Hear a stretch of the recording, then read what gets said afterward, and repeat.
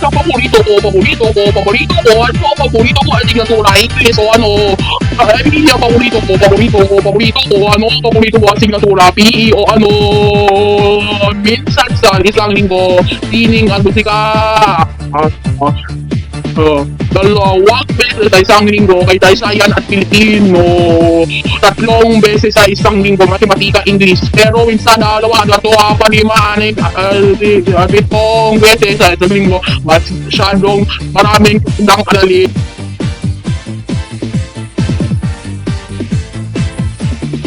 Matematika, paborito niya, ano ang paborito mong asignatura, matematika o ano ang paborito mong asignatura, paborito ko, ano ang paborito mong asignatura, sabihin mo sa akin, minsan sa isang linggo, sining at musika, 2 beses sa isang linggo, kaysa isa at Pilipino, 3 beses sa isang linggo, matematika, English, pero minsan 2, 3, 4, dahil maanim, 7, 8, at beses sa isang linggo,